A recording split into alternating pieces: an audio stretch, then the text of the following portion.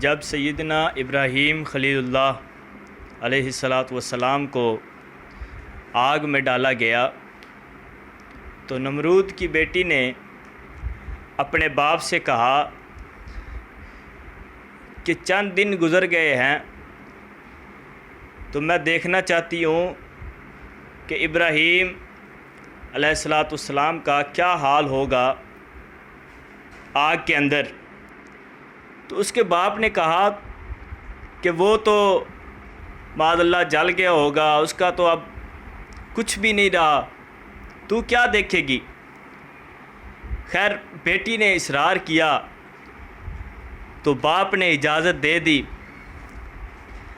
اب بیٹی مکان کی چھت پر چڑھ کے جب دیکھتی ہے سیدنا ابراہیم خلیل اللہ علیہ السلام کی طرف کہ وہ ایک جنتی تخت پر بیٹھے ہیں اور وہ جو آگ تھی وہ گلزار بنی ہوئی ہے۔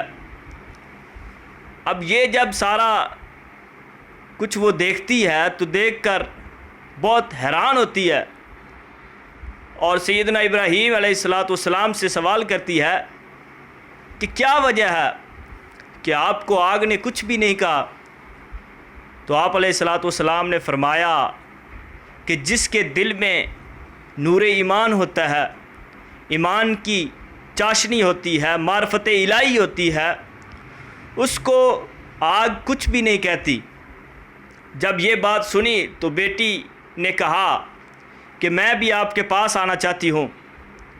تو ابراہیم علیہ السلام نے فرمایا کہ ٹھیک ہے، کلمہ پڑھ کر تم بھی اس میں چھلانگ لگا دو۔ جب اس نے چھلانگ لگائی کلمہ پڑھ کے تو آپ کے پاس بیٹھی اور بیٹھ کر جب واپس آ گئی تو نمرود نے جب یہ سارا ماجرا دیکھا کہ اتنی بڑی بلند عمارت سے اس نے چھلانگ لگائی اور پھر واپس صحیح سلامت آ گئی، بڑا اس کو تعجب ہوا اور ابراہیم علیہ السلام کے دین کی حقانیت اس کے سامنے واضح ہو گئی۔ لیکن پھر بھی وہ ضدی تھا، لوگوں سے شرمندگی کی وجہ سے اس نے اس کا اظہار نہیں کیا اور اپنی جو باطل اس کا دین تھا اس پر ڈٹا رہا۔ اور کچھ دن بعد اس نے اپنی بیٹی کو کہا کہ تم یہ دین چھوڑ دو، کیونکہ وہ ایمان لے آئی تھی۔ بیٹی نے کہا کہ میں دین نہیں چھوڑوں گی۔ اس نے اپنی بیٹی پر ظلم کرنا شروع کر دیا۔ جب اس کو گرم ریت پر لٹایا گیا تو ادھر اللہ تعالیٰ نے جبریل امین کو حکم دیا کہ اے جبریل جاؤ میری بندی کی حفاظت کرو اور اس کو سیدنا ابراہیم خلیل اللہ علیہ السلام کے پاس بھیج دو۔ جبریل امین آتے ہیں اور اس لڑکی کو بحفاظت سیدنا ابراہیم خلیل اللہ علیہ السلام کے پاس بھیج دیتے ہیں۔